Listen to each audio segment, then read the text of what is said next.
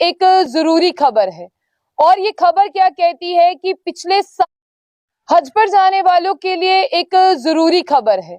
और ये खबर क्या कहती है कि पिछले साल जो भी हुआ करता था हज पर, अब इस साल कुछ नया देखने को मिलेगा।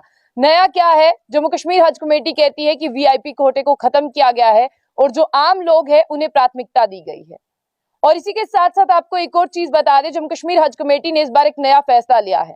जब आप लोग हज करने जाते हैं, और आप सब लोग जानते हैं कि सऊदी में जो है हमारी इंडियन करेंसी नहीं चलती है, सऊदी में जो है वो रियाल्स चलते हैं। और पहले जो है हज कमेटी आपको रियाल्स दिया करती थी, यानी 2100 रियाल दिया करती थी।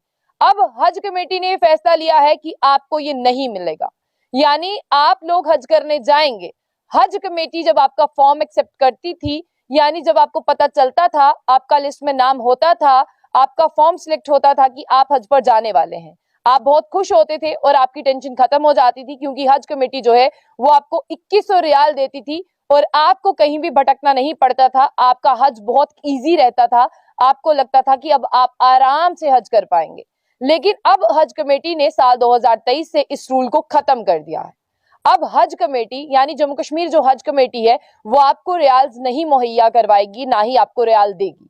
चाहे आपका फॉर्म सिलेक्ट हो, आपका लिस्ट में नाम हो, आप हज पर जाएंगे, आप उनसे मीटिंग भी करेंगे, क्योंकि वो आपको बताते हैं कि आपको हज पर जाना है, वहां पर कैसा मौसम है, वहां पर आपको क्या लेके जाना है, कितना सामान होना चाहिए आपके साथ और आप कैसे जा रहे हैं, इसके बारे में वो आपको बताते हैं। लेकिन इस बार एक नया फैसला लिया गया है, ये सब चीजें आपको बताई जाएंगी, लेकिन जम्मू कश्मीर हज कमेटी जो है वो आपको रियाल्स नहीं देगी।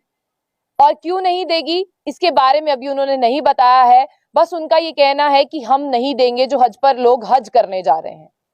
और अब आपको क्या करना है, यानी आप जाएंगे हज करने, आप जम्मू कश्मीर से बाहर जाएंगे और आप मानते हैं कि सऊदी में जो है वो इंडियन रुपी यानी भारत का पैसा नहीं चलता है, आपको पहले हज कमेटी देती थी। अब उन्होंने कहा है कि अगर आप हज पर जाने वाले हैं तो ये आपकी सिरदर्दी है कि आप अपनी करेंसी को चेंज करवाएं, ये हमारी सिरदर्दी नहीं है। और अब ये फैसला ले लिया गया है हज कमेटी ऑफ जम्मू और कश्मीर की तरफ से कि बिल्कुल जो पहले हुआ करता था, आपको 2100 रियाल दिए जाते थे कि आप वहां पर जो है अपना हज जो है वो आसानी से कर पाएं, अपनी खरीदारी कर पाएं, आप अपना खाना पीना जो भी आपको करना है, यानी वो तो किया जाता है, लेकिन उसके अलावा भी अगर आपकी कोई मर्जी रहती है तो आप उस 2100 रियाल से जो है वो कर सकते थे। लेकिन अब आप ऐसा नहीं कर पाएंगे।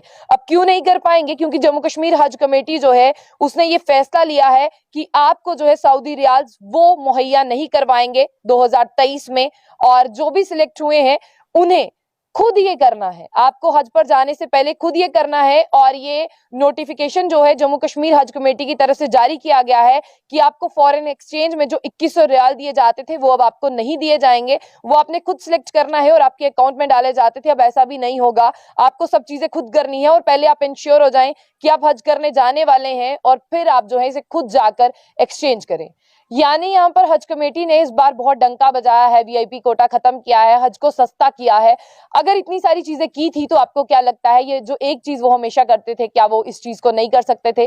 तो आपको साथ ही साथ ये भी बता दें कि अब जो 2100 रियाल आपको दिए जाते थे हज कमेटी की तरफ से, उसके बदले आपसे पैसे लिए जाते थे, यानी वो भी एक एक्सचेंज होता था कि उसके जितने पैसे बनते हैं वो आपसे लेते थे। लेकिन इस बार जम्मू कश्मीर हज कमेटी जो है वो 2100 रियाल आपसे लेकर एक्सचेंज नहीं करने वाली है, आपको खुद जाना है, अपनी करेंसी चेंज करवानी है। पहले आप ये इंश्योर हो जाएं कि आपका लिस्ट में नाम है और आप हज करने जाने वाले हैं, फ्लाई करने वाले हैं सऊदी के लिए, मक्का जाने वाले हैं आप और हज करने वाले हैं, तो अब आपको अपनी करेंसी खुद चेंज करवानी है, इसमें हज कमेटी का कोई रोल नहीं है।